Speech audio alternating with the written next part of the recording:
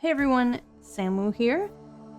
I've been playing a ton of demos recently, and with even more on the backlog. In order to make things easier for myself, I decided to cram a bunch of the demos that I've played into a small video with some commentary in there on my thoughts on the demo and like what the demo is. This is obviously a different format than usual, so please leave a comment below. Let me know if you enjoy this video or if you got any feedback or you just don't like it. Just start uploading the full demos again, you freak. You know what I mean? With that, let's get started. Muri Wildwoods is a cleaning sim following Pell, a Muri, who is traveling to find corruption to clean up. The demo starts with an illustrated cutscene of Pell chasing a corrupted bird to a nearby island.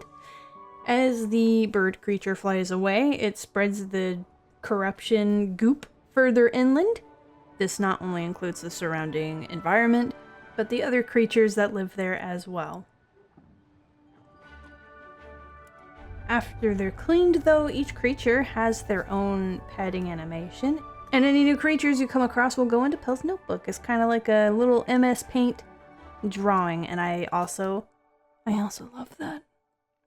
Their teammates Sixten, Rika, and Bay are able to speak to Pell and offer input every once in a while, and while also talking amongst themselves to give you an idea of like what kind of friends your Muri teammates are.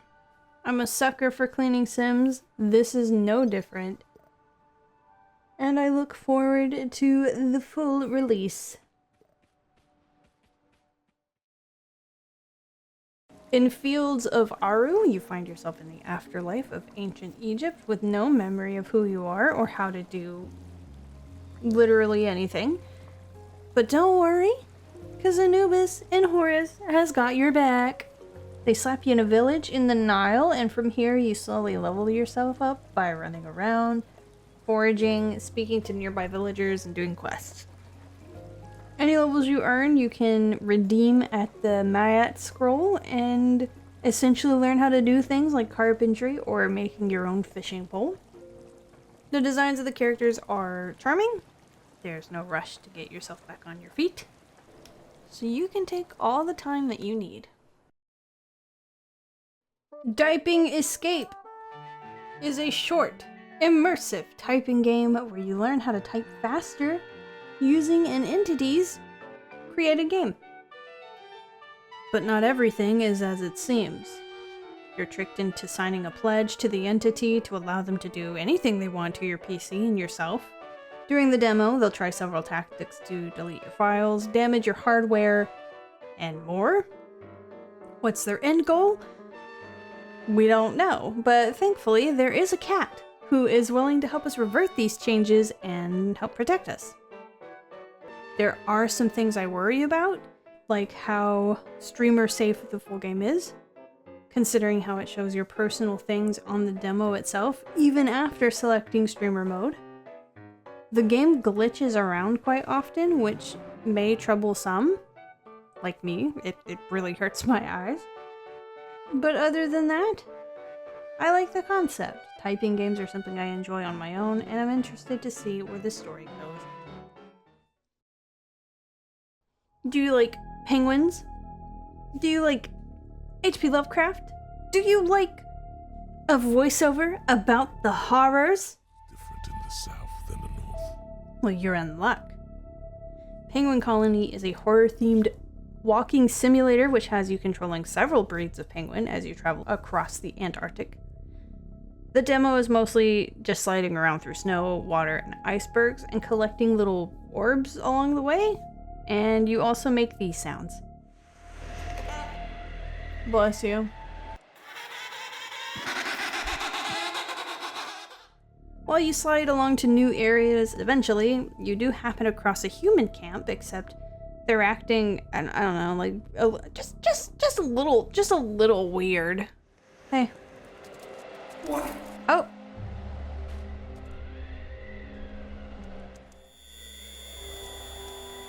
Oh, what's wrong? Did your head hurt? Oh. Oh, you dropped some. Here, I'll get that for you. 1 second. Thanks! The demo ends with a monologue and a suspicious tower, leaving me curious about where this is all leading to. That is basically it for the demo. The trailer reveals some other things that will happen later in the game, so look out for those, because I seen some creepy creatures going on in there. A Baby CEO is a resource management game where you can only say yes and no. Why? Because you're a baby. You're a baby CEO.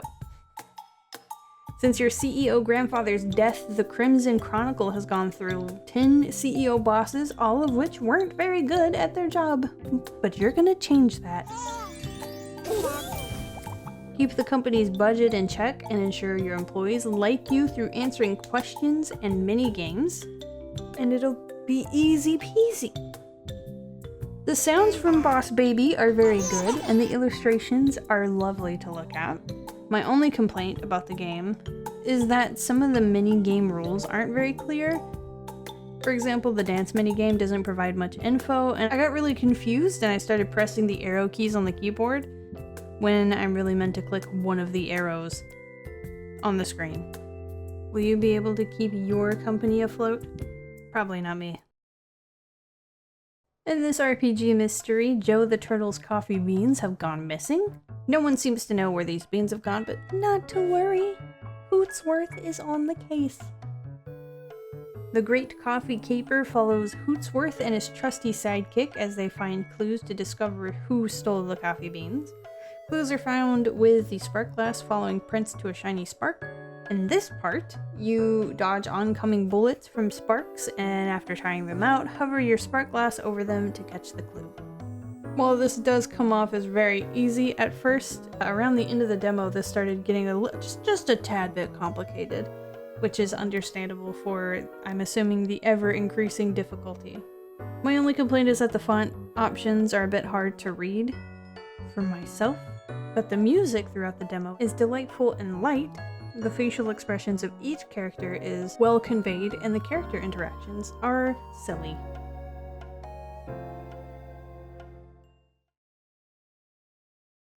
Speaking of RPGs with owls, Isle of Reveries is another retro-inspired RPG reminiscent of the earlier Legend of Zelda games.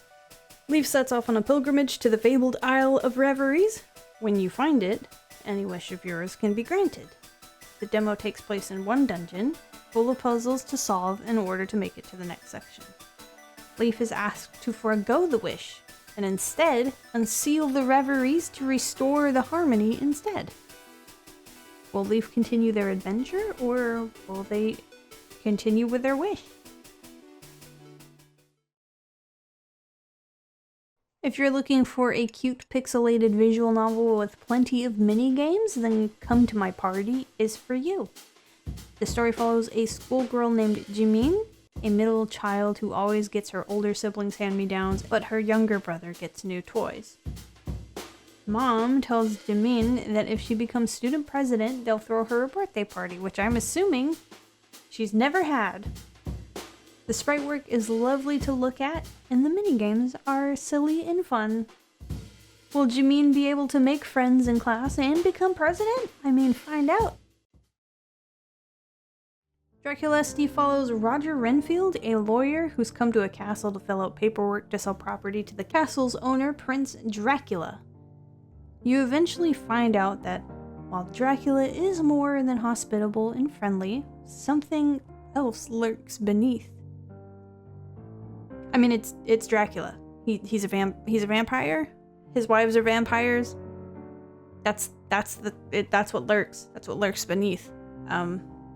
There's many options to do many things with even more implied endings, some romantic and some not. In the list of potential romance candidates, you've got Dracula himself, at least one of his wives, and a sassy ghost, who I picked in the demo. Look at him.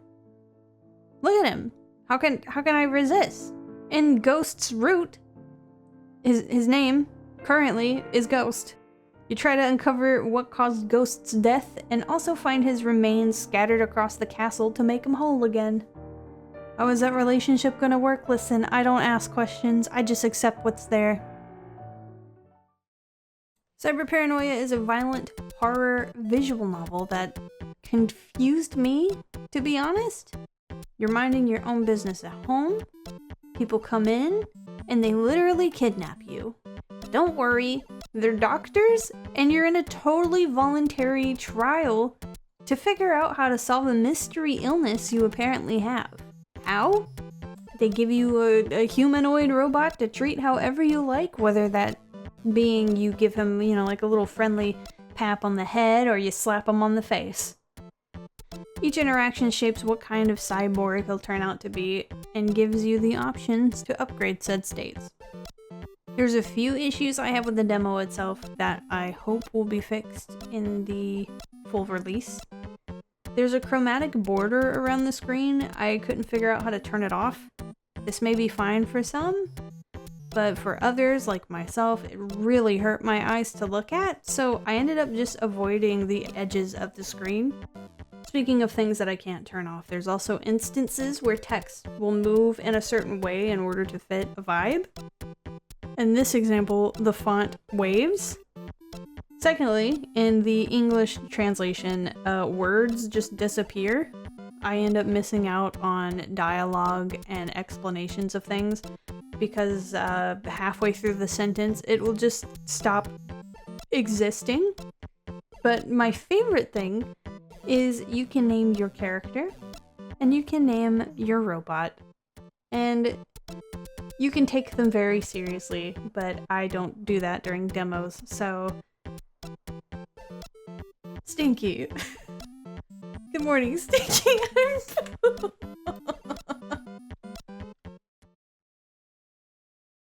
If you like roguelikes and word games, then Cursed Words, the word game that isn't, is for you. Combine nearby letters to create words and get a high score. Collect badges, stickers, stamps, and tiles in order to get even higher points. Each level has target points to achieve, and you also have the chance to battle with bosses and unlock more characters for yourself to play as. Word games aren't my forte, but with the roguelite added in, it was a lot of fun. I had a lot of fun with it. I also liked the clacking sounds that all the tiles make.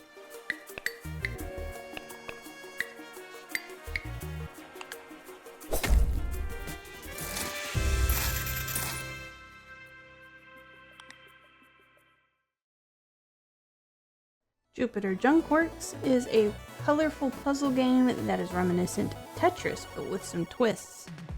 The demo is mostly voice acted, has banging music, and has a lot of colors. But speaking of colors though, if you're not fond of bright or flashing lights, please ensure you check out the cool UI menu, head on over to the config and turn down the bloom intensity before you play, because there are plenty of bright and flashing lights in this one, and I'm trying to save your retinas. This game has the usual tile shapes, but with a twist. You make lines of blocks, which clear and give you points, but there's extra things sprinkled in there as well. So you have some empty spaces near the top. You smash your oncoming block onto the ones below to essentially press the top row into any nearby empty spaces.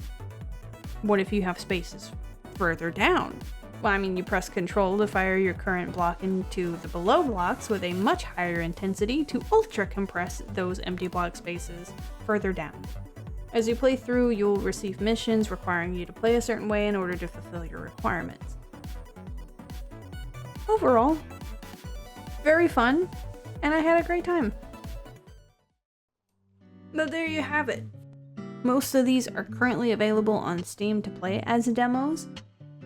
Did any of these seem to catch your eye? Until then, I'll see you guys later, and I hope you all have a good day. And goodbye.